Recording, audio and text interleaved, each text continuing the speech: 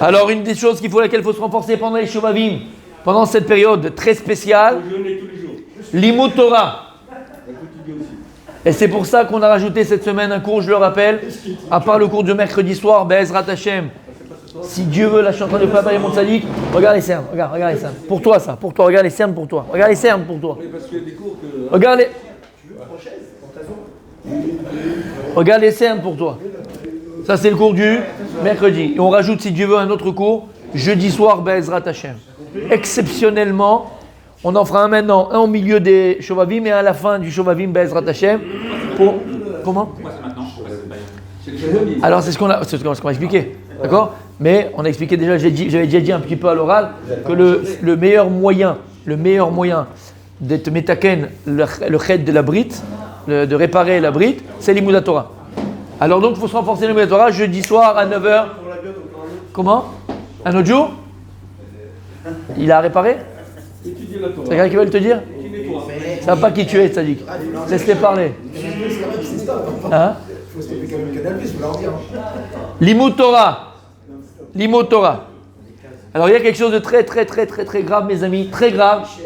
Je ne veux pas casser les ambiances, mais de très grave. À part de prendre le portable quand il y a un shiur de Torah, à part ça qui est très grave aussi, comme il y a écrit, Kol amone aozno mi divrei Torah, gan filato toeva. Tout celui qui s'empêche d'écouter du vrai Torah, alors qu'il peut, même cette fille-là, c'est une toeva. Même cette fille-là, c'est une abomination pour Akadosh Baruch Hu. Et il dit Rembroi mida keneged mida. Toi, tu peux écouter, tu n'écoutes pas ? Alors moi, je t'écoute pas quand tu me donnes. Bon, ça a été dit. En tout cas, Bitul Torah, ça c'est très grave. Bitul Torah. C'est quoi Bitul Torah ? C'est que tu peux étudier la Torah, tu as un moment de libre où tu peux étudier la Torah. Pire que ça, tu avais même un moment fixe, un cours fixe. Mais là, on t'a dit, tu viens faire une panel, ou padel, comment on appelle ça ? Un padel. On va faire un padel. Viens, on fait un padel. Viens, on fait un resto. Viens, on fait un machin. Et tu vas pas à ton shiur de Torah pour de la zut. Pour de la zut. Je parle pas de... Je parle de... Chémichement. Pour de la zut, tu viens pas. Ça s'appelle Bitul Torah. Maintenant, quand tu vas travailler, quand tu vas dans ta douche, quand tu vas manger, quand tu as des choses à faire, c'est pas Bitul Torah. Tu fais des choses que tu dois faire. Là, on parle que tu as la possibilité de faire, ou tu avais même des shiurim fixes. Et là, pour une raison X ou Y. Déjà. C'est même pas une raison de sadique. C'est même pas une raison. Tu es mévatel de la Torah. Et il dit comme ça. Isaher me'od bitul Torah. Comme on l'a vu dans Maset Brachot de Rabbi Moshe. Bitul Torah. On avait Mordechai. Isturim ba'im alav. Mordechai, il est parti sauver Israël. Et c'est dit Bitul Torah. Et les Chacham, ils l'ont dit. Pourquoi ?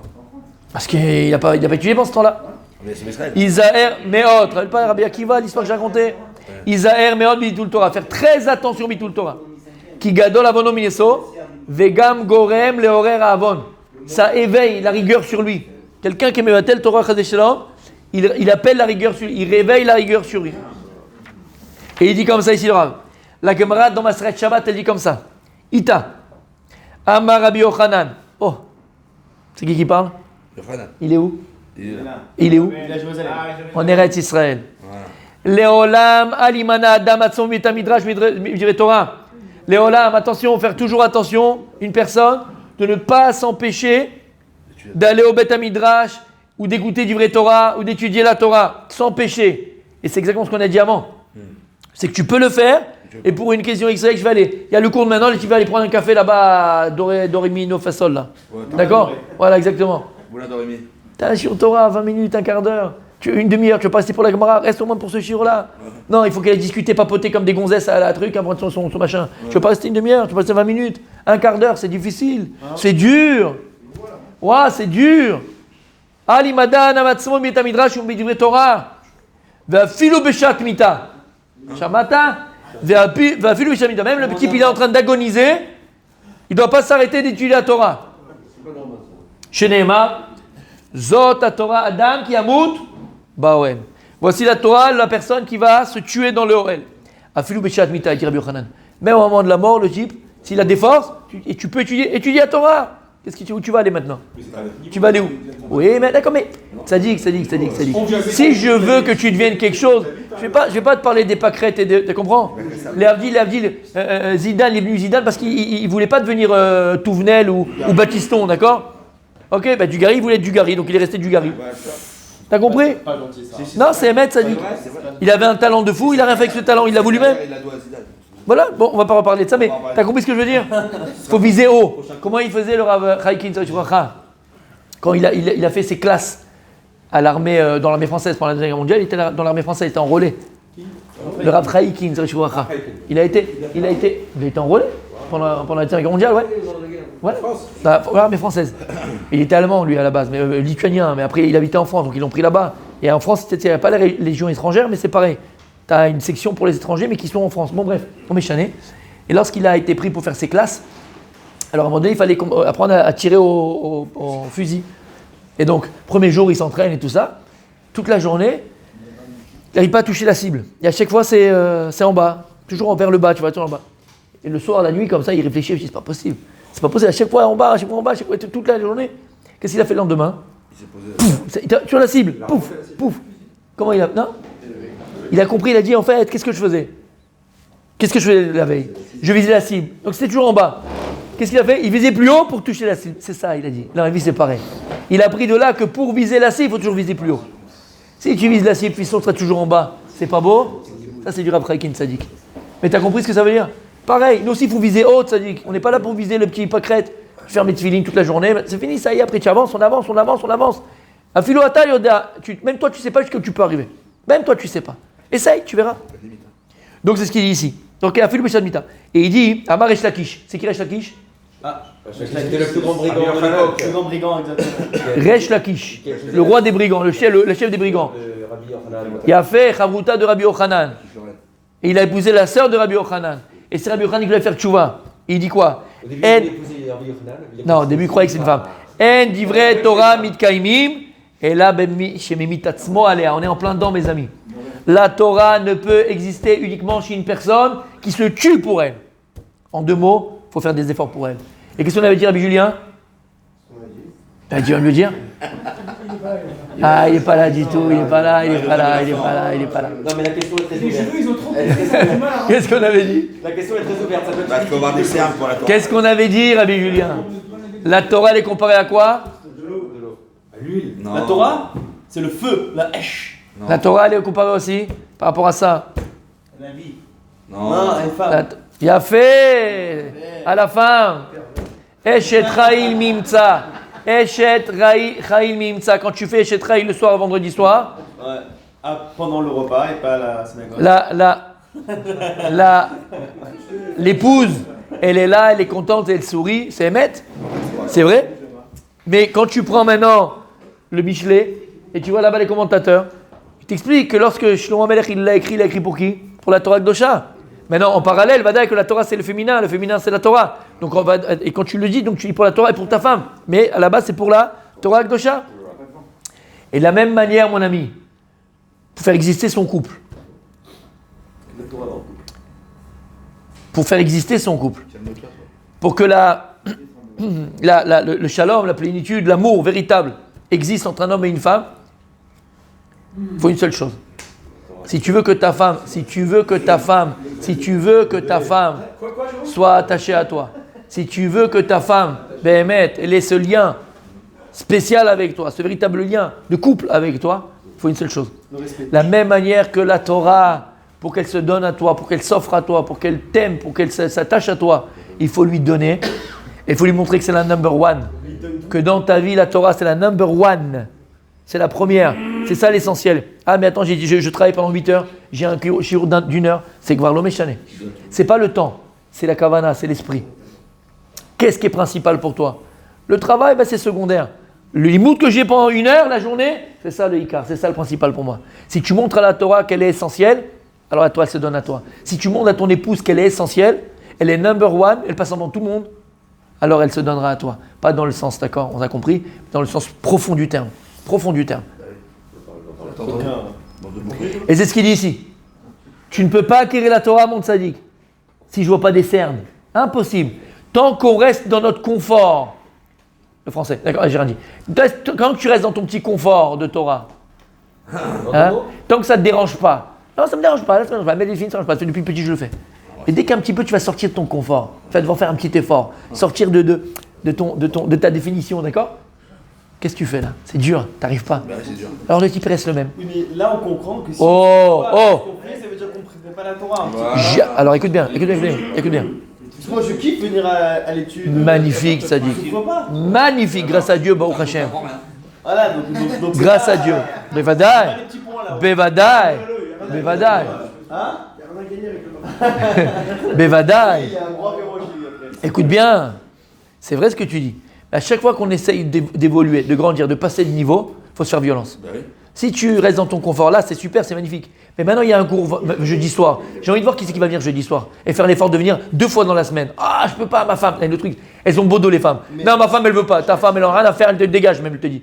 Mais toi, pour pas venir, ma femme. Comme si c'est ça à la synagogue, quand je lui mettais des claques au gars. Tiens, alors tu viens, non, mais ma femme, tu comprends. Arrête avec ta femme, elle veut même pas te voir ta femme. Arrête. C'est un effort. Quoi, deux sources d'affilée? On va faire 2 fois le cours dans la semaine? Non, le mercredi ça va, je kiffe, mais le jeudi aussi. Ben c'est un effort. Faut te faire violence. Alors c'est vrai, tu avais prévu de voir ton nouvelle série de Acapulco, machin, je sais pas quoi, la Casa de Acapulco.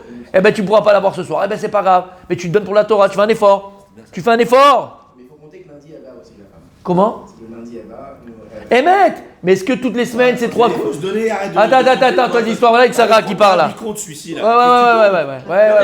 Et toutes les fois où t'es pas venu, tu comptes ou t'es pas venu? Ouais. Attention. C'est un scandale. Attention. Je suis d'accord à 1000%. Attention, ça dit. Je suis d'accord avec 1000%. Non, mais ça c'est important qu'il dit. J'ouvre une parenthèse parce que ce que tu dis. On ouvre une barre pocket. Non, moi j'ouvre une parenthèse. D'accord?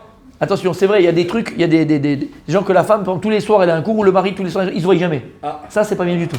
0,0. Là, c'est ponctuel. Là, c'est vite. C'est ponctuel. Là, on a dit pourquoi on le fait. C'est Shovavim, faire des efforts. Ponctuellement, on va le faire. On va pas le faire toutes les semaines. Tu fais l'effort ou tu fais pas l'effort? Tu vas venir ou tu vas pas venir? Tu vas être là ou tu vas pas être là? Chacun maintenant, il fait ce qu'il veut. Mais tu as compris le message? Oui, il a compris le message. Tu ne peux pas grandir sans effort dans la Torah. On ne peut pas venir Tamid Chacham si tu n'as pas des cernes, si c'est pas difficile. Oui, c'est vrai. Qu'on donne à la Torah, la Torah nous donne aussi. C'est ce que je viens de dire depuis tout à l'heure. Comme une femme. Quand on vient étudier, on apprend. Mais la Torah, elle te donne plus que ce que tu lui apportes. Là, je viens pour donner la minute. Mais Vadaï. La Torah, elle te donne plus, la femme, elle t'apporte plus que ce que tu lui apportes. La Torah te donne, faut grandir. Vadaï. Tu sais pourquoi? Torah Tenu Akdosha, Torah Traimi. Voilà. La Torah, c'est une Torah de vie. Ki Chaim hem, le motsehem. Ça vous dérange pas qu'on parle? Ki motzi matzav chaim. Ve'osek ba chaim. Tu as compris? La Torah, elle te donne la vie, ce que tu viens de dire maintenant. Quand tu es osek ba Torah, tu te rajoutes de l'énergie, tu te rajoutes de la vérité. C'est un peu le cours que j'ai aussi dit, j'ai dit ça à demander dans le cours aux femmes. Tu changes ta réalité. Jusqu'à présent, ta réalité, c'était une petite boîte en carton. 20 cm sur 20 cm. 20 cm sur 20 cm. La Torah, elle t'ouvre le focus. Tu vois complètement de manière différente. La Torah, elle te donne une autre réalité de sadique. Tu penses différemment, tu parles différemment, tu agis différemment. Tu te sens pas transformé de l'intérieur. Je parle plus avec les mains. Tu sens que t'es plus un plouc. Mais là, que t'es là comme un pigeon voyageur, comme un papillon qui butine de fleur en feuille. Calme-toi, de fleur en feuille, de fleur en fleur. T'as un derrière. Tu comprends, t'es éclairé. T'anticipes, tu choisis toujours le bien, toujours le bon, toujours les bons choix. D'où? Qui s'amène ça? Demande aux anciens, ils te diront. C'est la Torah. C'est la Torah. Ve'en lecha rega bechayecha she'ata batel bo milimud haTorah. Il n'y a pas un instant où tu es mevatel. À part bien sûr le moment où dans un endroit où tu ne peux pas le faire. Ou keshem shen ben neshama bitul mita, kach en betorah chadesham bitul. C'est-à-dire que la neshama, elle est éternelle. La Torah, elle est éternelle. Éternelle. C'est quoi la mort? La mort n'existe uniquement dans la matière. Parce que la matière est assujettie au temps. Et le temps, il a un début et une fin. Donc, la matière qui est assujettie au temps, elle a un début et une fin, donc il faut mourir. Aval, le Rouchani, le spirituel, la Neshama, la Torah, qui est intemporel. Comme il y a écrit, le Aaron Brit Hashem et Nominamida. Quand tu prenais le Aaron Brit Hashem, il était dans le Kodesh Kodashim, là, d'accord? Et on prenait le volume de la pièce. Avec ou sans, c'était le même volume.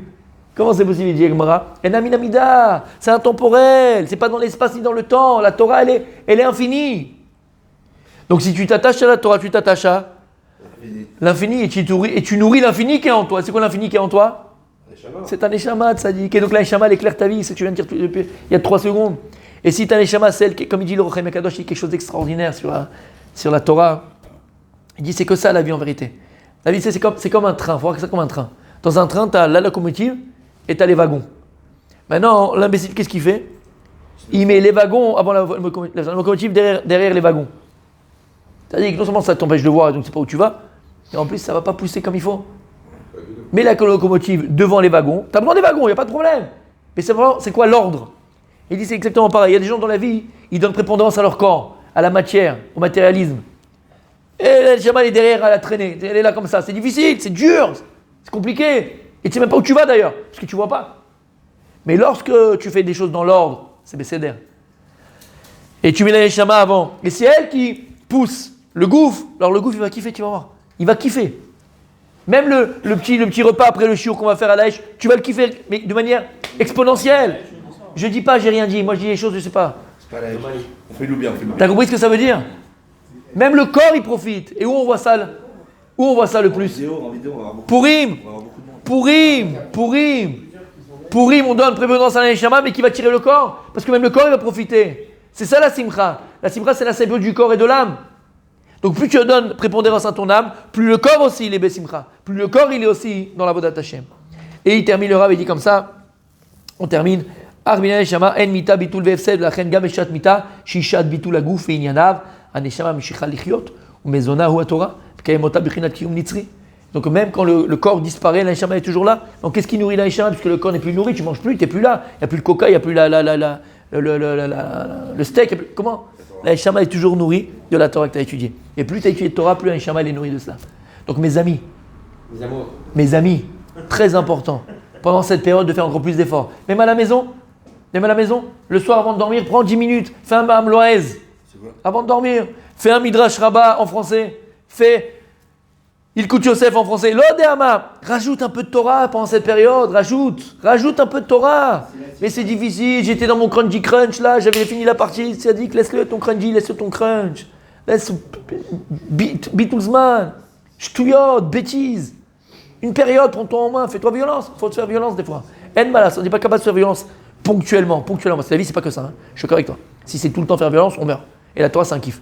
Mais ponctuellement, si tu vas avancer, il faut se faire violence. Alors Bezrat Hashem, on arrivera.